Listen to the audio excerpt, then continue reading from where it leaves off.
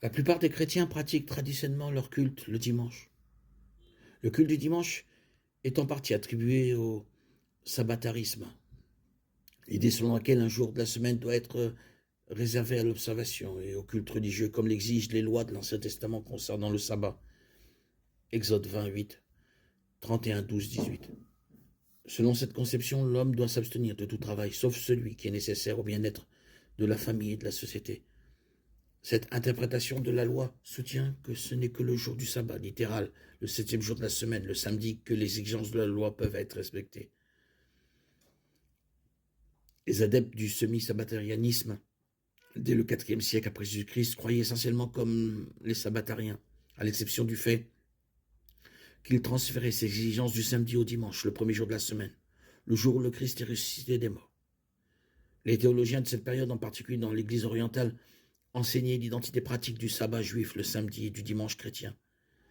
Il est intéressant de noter qu'une légende racontée dans Apocalypse de Pierre, qui remonte au IIe siècle après Jésus-Christ et qui est généralement acceptée comme un faux écrit, transfère au dimanche toute l'exigence du culte du sabbat. Un homme nommé Albertus Magnus a donné de l'élan à ce mouvement croissant, suggérant que le semi-sabbatarianisme soit divisé en deux parties. Le commandement moral d'observer un jour de repos après avoir travaillé les 6 jours précédents, et le symbole cérémoniel qui ne s'appliquait qu'aux juifs au sens littéral.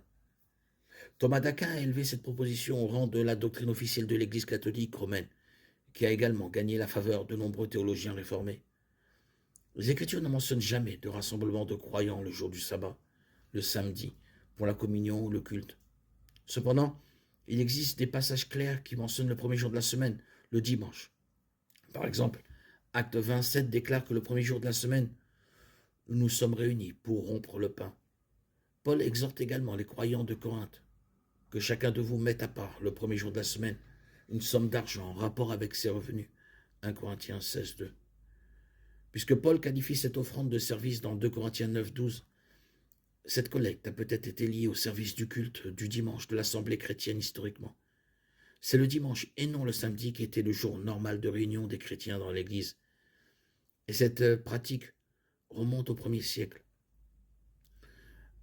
Les chrétiens adorent le dimanche pour célébrer la résurrection de Jésus-Christ. Il est très important de se rappeler cependant que le culte du dimanche n'est pas ordonné dans la Bible et que le dimanche n'a pas remplacé le samedi pour devenir le sabbat chrétien.